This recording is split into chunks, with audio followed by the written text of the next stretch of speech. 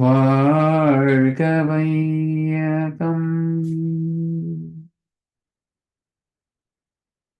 வாழ்க வளமுடன். சிந்தனையை, உடல் நலத்தை சீரமைத்து உய்வித்த குருவே வாழ்க, குருவே துணை. வேதாத்திரியம் வாழ்க வளமுடன்.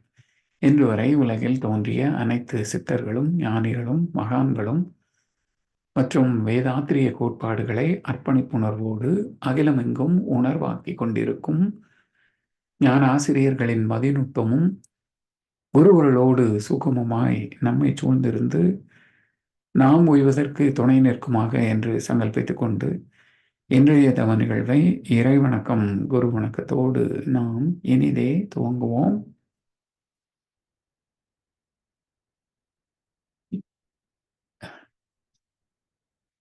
இறைவணக்கம் பாடிட அருள்நிதி கோதை கோவிந்தராஜன் அம்மா அவர்களும், குரு வணக்கம் பாடிட அருள்நிதி முத்துச்சுடற்கொடி அம்மா அவர்களும் வாழ்க வளமுடன்.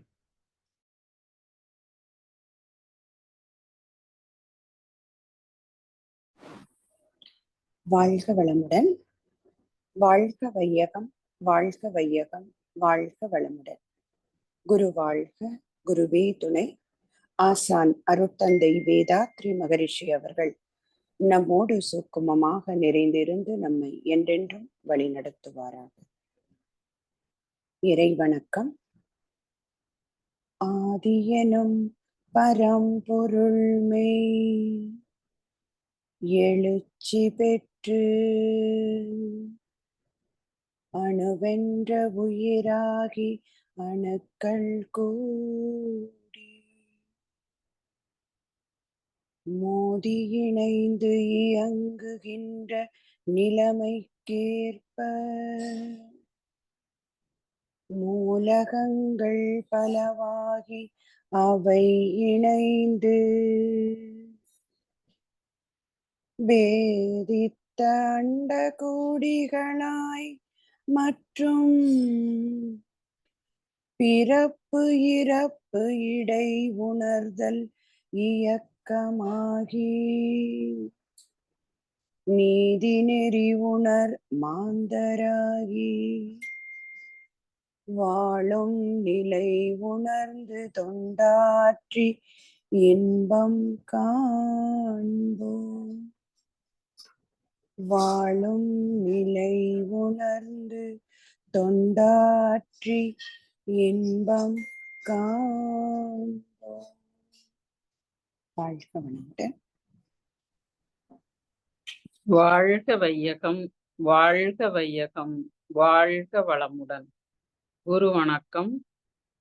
உருவத்திடை உந்தன் பூவிரலால் தொட்டு எந்தன் உயிருணர்த்தி உன் செயல்கள் பதிவழித்து பூர்வ நிலை அறிவறிய துரியம் தந்து கருவறிந்து அகத்தவத்தால் களங்கங்கள் போக பெரும் களத்தமர்த்தி கருத்துடனே விளைவறிந்து ஐந்து புலனை ஆளும் கலை போதித்து உருவத்தில் உயிரை உயிர்க்குள் உள்ள மெய்ப்பொருளை அறிவாய் காட்டி ஒழுக்கத்தால் உலகினையே நட்பு கொள்ளும் அன்பு நெறி விளங்க வைத்து திருத்தமுடு காயகல்பம் சீர்கர்மயோகம் உடற்பயிற்சி தந்து சிந்தனையை உடல் நலத்தை சீரமைத்து உய்வித்த குருவே வாழ்க. வாழ்க வளமுடன்.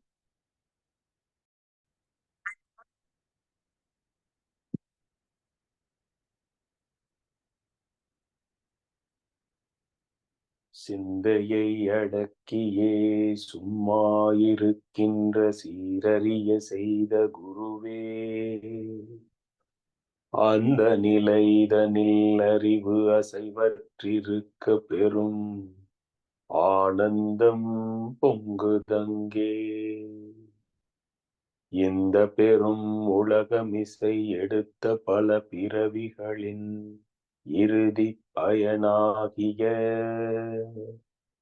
சந்ததமும் இணை மறவாத சாந்த வாழ்வழித்தோய் என் சந்தோஷ செய்தி இதுவே. வாழ்க வளமுடன். வாழ்க வையகம், வாழ்க வையகம், வாழ்க வளமுடன். பஞ்சபூத நவக்கிரக தவம். நாம் இந்த பஞ்சபூதங்களிலான் ஆனவர்கள். இந்த கிரகங்களிலிருந்து வரக்கூடிய காந்த அலைக்கதிர்கள் நமது வாழ்விலே நேரடியான நெருங்கிய தொடர்புடையவை. மகான் கூறியதுபடி ஒழுக்கத்தால் உலகினையே நட்பு கொண்டு அது மாதிரி இருக்கக்கூடிய இந்த கோள்களின் மீது மனம் செலுத்தி நட்புணர்வோடு, இப்போ ஒருவரை நாம் நண்பர் என்று நினைத்தால் நம் மனது ஒரு மாதிரியும், அவர்கள் நமக்கு நண்பர் அல்லாதவர் என்று நினைக்கும் பொழுது மனது ஒரு மாதிரியும் செயல்படும். இது இயற்கை, இயல்பு. அதனால இது எல்லாவற்றையுமே, எல்லாரையுமே, கோள்கள் அனைத்தையுமே நட்புணர்வோடு நாம் ஏற்றுக்கொள்ள நமக்கு எப்பொழுதுமே இணக்கமான சூழல். அந்த வகையிலே இன்றைய பஞ்சபூத நவக்கிரக தவத்தினை நமக்காக சிறப்பாக வழி நடத்திய ஞானாசிரியர் பேராசிரியர் அருள்நிதி கார்த்திகேயன் நாகேந்திரன் ஐயா அவர்களும் அவரது அன்பு குடும்பத்தினரும் அருட்பேராற்றல் கருணையினாலே உடல் நலம், ஈழாயுள், நிறை செல்வம், உயர் புகழ், மெய்ஞானம் ஓங்கி வாழ்க வளமுடன், வாழ்க வளமுடன், வாழ்க வளமுடன். ஞானக்களஞ்சிய கவி.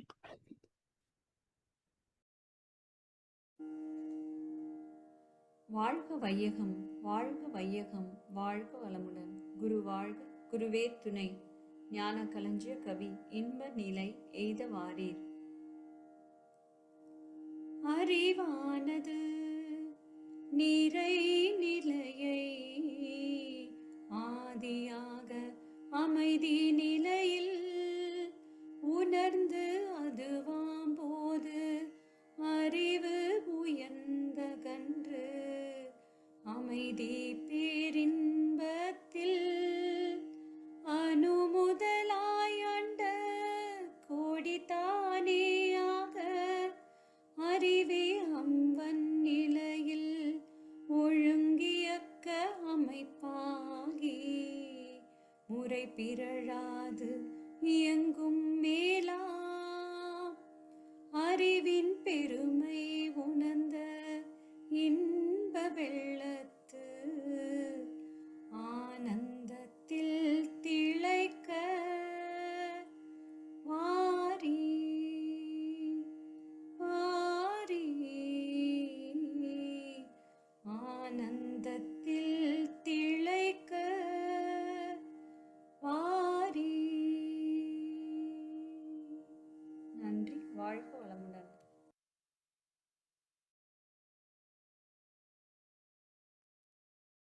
ஐயா வாழ்க வளமுடன். பாடல் மட்டும் வாங்க.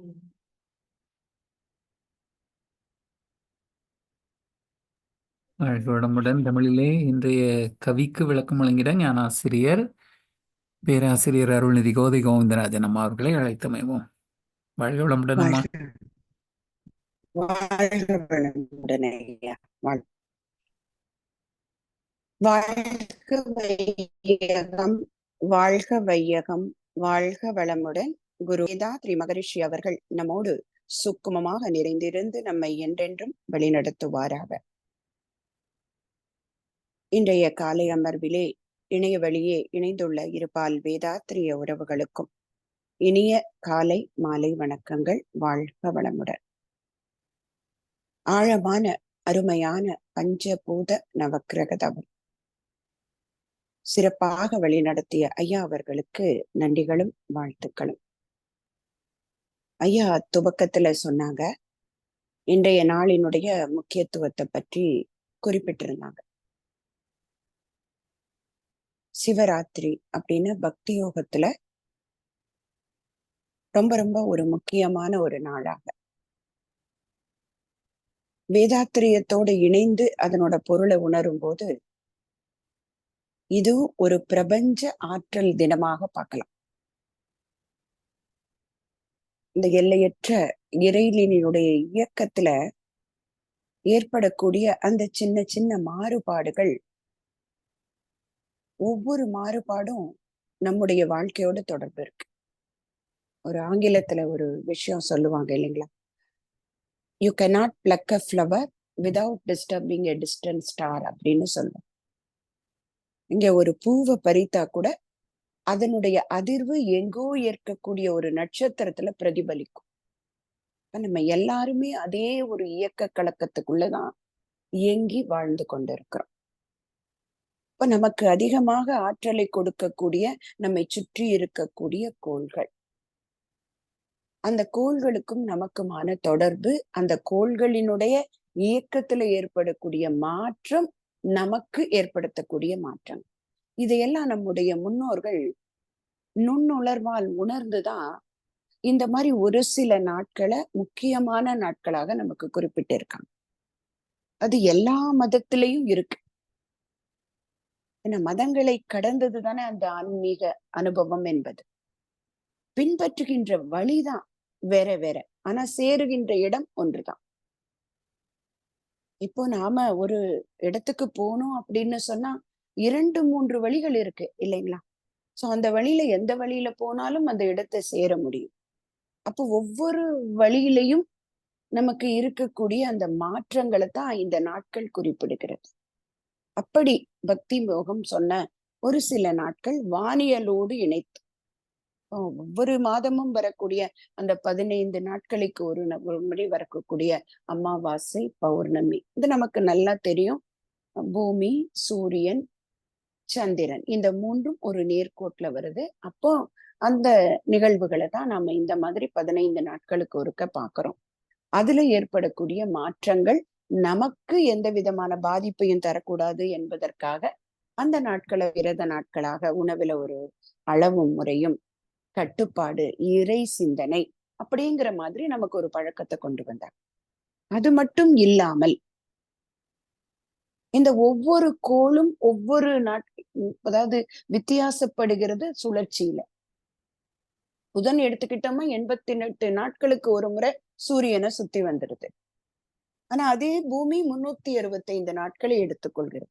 அப்படி ஒவ்வொரு கோள்களும் அதனுடைய சுழற்சியில ஏற்படக்கூடிய மாற்றங்கள்ல அதனுடன் நிலைப்பாடு மாறுகிறது இல்லையா? அப்படி மாறும்போது ஒரு சில நேரங்களில், நாட்களில் அந்த 12 வீடுகள்னு சொல்லக்கூடிய அனைத்தும் இணைந்தது தானே இந்த பிரபஞ்சம். எல்லா நட்சத்திர கூட்டங்களையும் தானே அதை பிரிச்சிருக்காங்க. அப்ப அவைகளுக்குள்ளே ஏற்படக்கூடிய மாற்ற தினங்களாக அந்த ஆற்றல் ஒரு இணைப்பா இணைஞ்சு பூமியின் மேல நல்ல ஆற்றலை கொடுக்கும். ஒரு சமீபத்துல ஒரு 2 நாட்களுக்கு முன்னாடி ஏற்பட்ட ஒரு நிகழ்வு, நாம இப்போ தொலைக்காட்சியில அந்த சேட்டலைட் மூலமா பலதையும் பாக்குறோம் இல்லைங்களா? அந்த டாடா ஸ்கை, இந்த மாதிரி இந்தியால இருக்கக்கூடியதை நான் சொல்றேன்.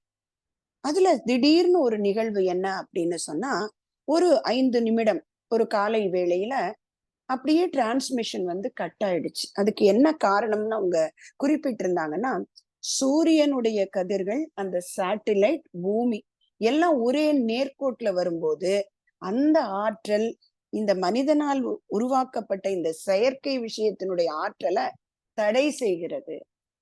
அங்க தடைன்னு சொல்றதை விட அதை விட சக்தி வாய்ந்த ஒன்று நேரிடும் போது அதனுடைய இயக்கம் குறைஞ்சிட்டு, ஒரு ரூம் ஃபுல்லா பயங்கர வெளிச்சம் இருக்கும்போது ஒரு மூலையில சின்னதா ஒரு மெழுகுவர்த்தி ஏத்தி வச்சு அது எப்படி தெரியாதோ, அதுதான் அன்னைக்கு நிகழ்ந்தது.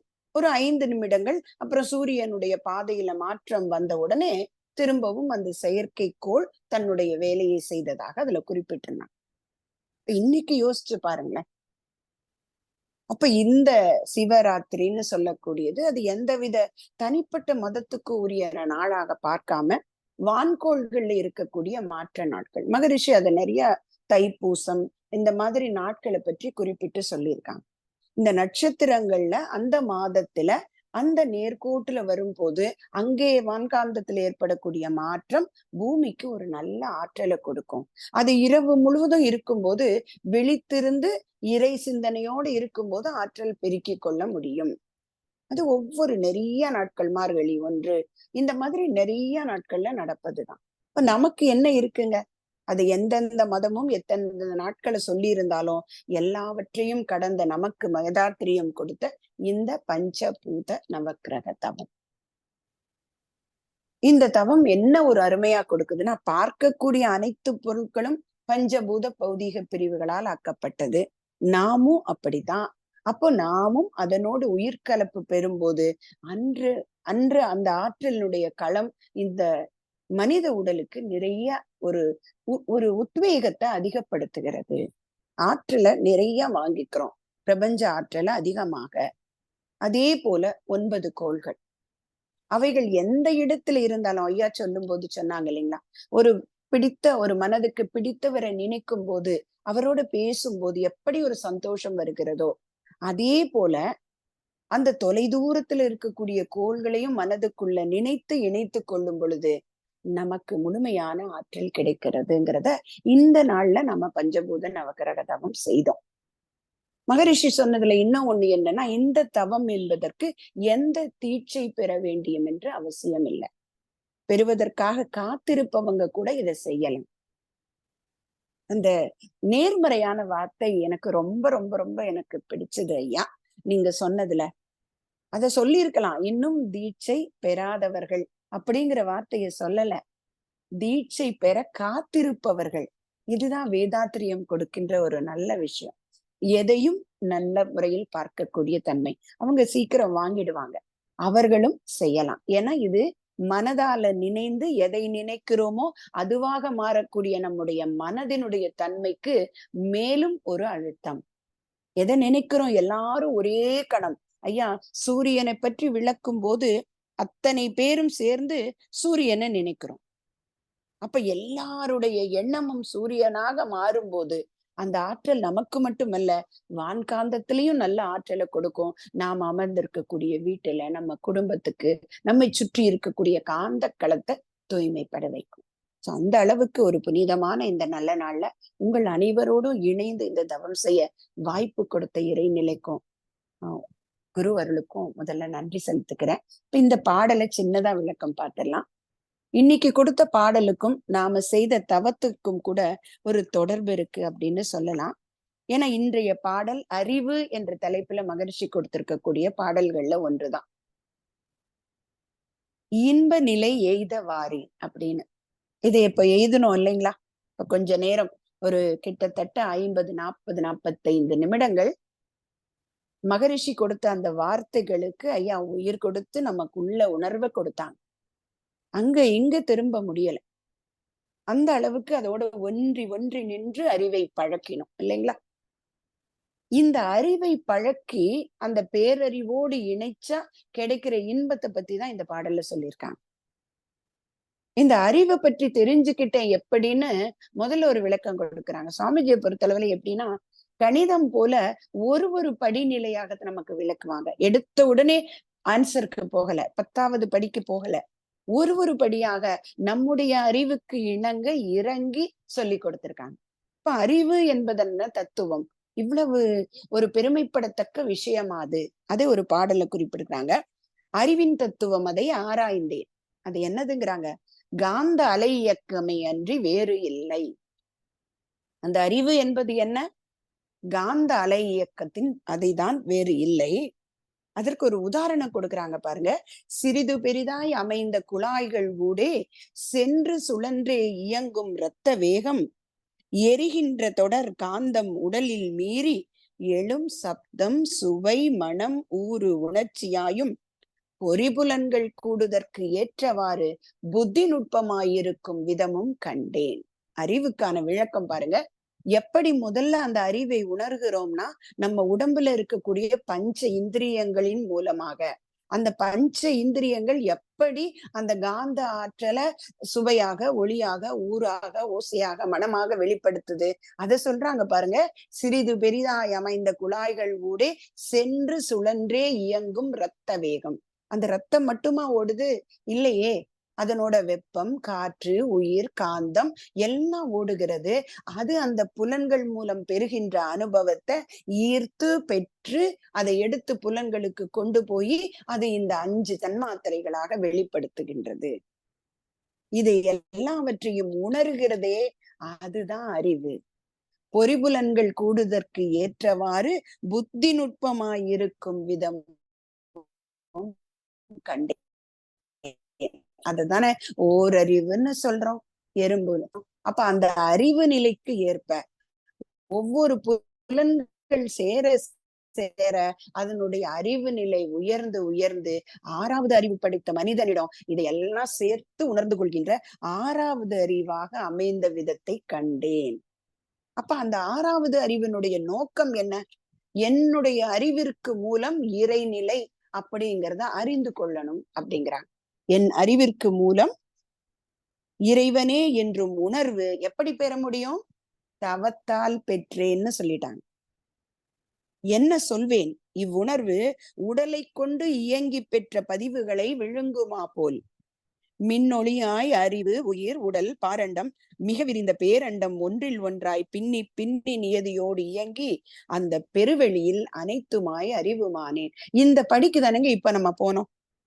அறிவு, முதல்ல உயிர், அப்புறம் உடல், அதுல இருந்து விரிந்து பாரண்டம், எப்படி ஒரு படியா துவாதசாங்கம், அதற்கு அப்புறம் சந்திரன், சூரியன் என்று ஒவ்வொரு படிநிலையாக சென்று மிக விரிந்த பேரண்டமாக இன்னைக்கு பார்த்தோம். ஒவ்வொரு கோள்களோடையும் இணைந்தோம். பின்னி பின்னி நியந்தியோடு இயங்கி அந்த பெருவெளியில் எல்லாமாக நாமே ஆனோம். எல்லாமா நாம தானங்க ஆனோம். சூரியன் எங்கேயோ இருக்கு, புதன் எங்கேயோ இருக்கு. கொஞ்ச நேரத்துக்கு முன்னாடி ஒவ்வொரு 2 நிமிடமும் நாமே அதுவாக ஆனோம். அப்ப அத்தனையும் கடந்து அந்த ஐயா இறைநிலையோடு கொண்டு போய் நம்மளை நிறுத்தினாங்களே, அங்க நிற்கும் போது என்னவானோ இந்த புலன்கள் பெற்ற அனுபவங்களை எல்லாம் விழுங்கி கொண்டு அது சுத்த வெளியே நானாக மாறணும். இன்னொரு பாடல் கடைசி வரியில சொல்லுவாங்க, நடல் செய்தாய் அறுவடைக்கு நான் இல்லை நீயாய் விட்டாய்ன்னு சொல்லு. இப்ப நாம எல்லாரும் ஒவ்வொரு பொருளை நட்டோம். சூரியனை, புதனை, சந்திரனை, கோள்களை, ராகு, கேது, நட்சத்திர கூட்டங்களை நட்டோம். நாமே அதுவானோம். அது எல்லாம் கடந்து எங்க போனோங்க? அந்த இறைநிலையை நமக்குள்ளே நட்டு வைத்தோம். அறுவடைக்கு நான் இல்லை நீயாய் விட்டாய்ங்கிறாங்க. அப்ப அங்க என்னவாகிட்டோம்? நாம அந்த சிற்றறிவு பேரறிவாக மாறிவிட்டது. அததான் இந்த பாடல்ல விளக்குறாங்க. அறிவானது நிறைநிலையை ஆதியாக அமைதி நிலையில் உணர்ந்து அதுவே ஆகும் போது அறிவு உயர்ந்து அகன்று அமைதி பேரின்பத்தில் அந்த பேரின்ப நிலையில இறங்கும் போது என்ன வருது பாருங்க. அணுமுதலாய் அண்ட கோடி தானேயாக அறிவே அவ்வன் நிலையில் ஒழுங்கியக்க அமைப்பாகி முறை பிறளாது இயங்கும் மேலாம் அறிவின் பெருமை உணர்ந்த இன்ப வெள்ளத்து ஆனந்தத்தில் திளைக்க வாரீர் வாரீர். என்ன பொருத்தம் பாருங்க. இன்றைக்கு இந்த பாடல் அமைந்திருக்கு. இது உண்மையில போன வாரம் பேச வேண்டிய பாடல். ஆனால் காரணமின்றி காரியம் இல்லை போலும். போன வாரம் அதே பாடல் முடியல. இந்த வாரம் பேசும்போது என்ன ஒற்றுமை? அந்த இன்ப நிலைக்கு நாம எல்லாரும் போனோம். எப்படி? இயக்கத்திலிருந்து இருப்புக்கு சென்றோம். ஆனா மகரிஷி அந்த இருப்பிலிருந்து இயக்கத்தை இந்த பாடல்ல விளக்கி அந்த பெற்ற அனுபவத்தை நமக்கு சொல்லியிருக்காங்க. அதற்குத்தான் ஒவ்வொரு நாளும் நாம் பயிற்சிகள் மேற்கொண்டு அந்த எல்லையற்ற இறைநிலையோடு நம்மை இணைத்து அந்த முழுமை பேறு நிலையை அடைவதற்கு ஒவ்வொரு நாளும் படிநிலையில் ஏறிக்கொண்டு வருகிறோம். அந்த முழுமை பேற்று நிலை என்றும் நீடித்திருக்க வேதாத்திரியத்தை சிக்கன பெற்றுவோம் என்று கூறி அருமையான இந்த பாடலுக்கு விளக்கமளிக்க வாய்ப்பளித்த அன்புள்ளங்களுக்கு நன்றி பாராட்டி அமைகிறேன். நன்றி. வாழ்க வளமுடன். வாழ்க வளமுடன்.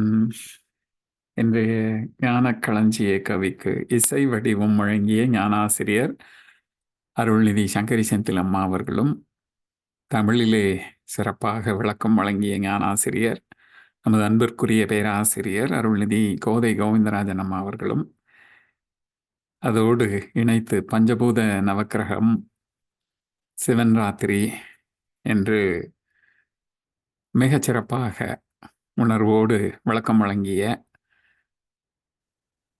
ஞானாசிரியர் மகானை எளிய மக்களின் தத்துவ ஞானி அப்படின்னு சொல்லுவாங்க.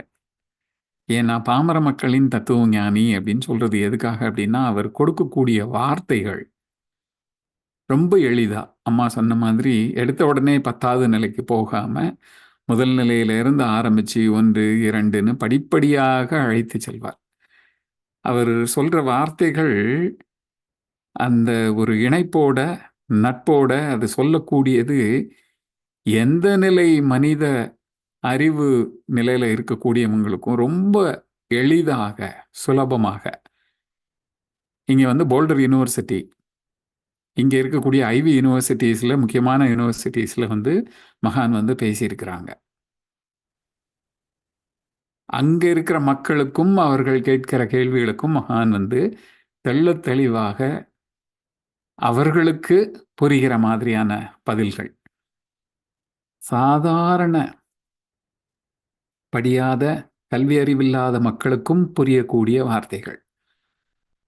இதுதான் மகானின் சிறப்பு. அந்த வகையிலே அதே மாதிரி இன்றைக்கு நமக்கு பஞ்சபூத நவக்கிரக தவத்தினையும், இந்த வருடத்திற்கு ஒரு முறை வரக்கூடிய சிவன்ராத்திரி என்று அழைக்கக்கூடிய இது கோள்களின் ஒரு குறிப்பிட்ட நிலை. அந்த அடிப்படையில் தான் இன்றைய இரவுமே விளக்கம் வழங்கிய ஞானாசிரியர் அருள்நிதி கோதை கோவிந்தராஜன் அம்மா அவர்களும் அவர்கள்தம் அன்பு குடும்பத்தினரும் அருட்பெயர் ஆற்றல் கருணையினாலே உடல் நலம், நீளாயுள், நிறை செல்வம், உயர் புகழ், மெய்ஞானம் ஓங்கி வாழ்க வளமுடன், வாழ்க வளமுடன், வாழ்க வளமுடன். பாடல்கள் பாடி நிறைவு செய்யும் தருணம் இது. வேதாத்திரிய பாடல் பாட அருள்நிதி முத்துச்சுடர்கொடி அம்மா அவர்களும், பிரம்மஞான கவி பாட அருள்நிதி கார்த்திகேயன் ஐயா அவர்களும், உலக நல வாழ்த்து பாட அருள்நிதி கோதை கோவிந்தராஜன் அம்மா அவர்களும். வாழ்க வளமுடன். வாழ்க வளமுடன். வேதாத்திரிய பாடல்.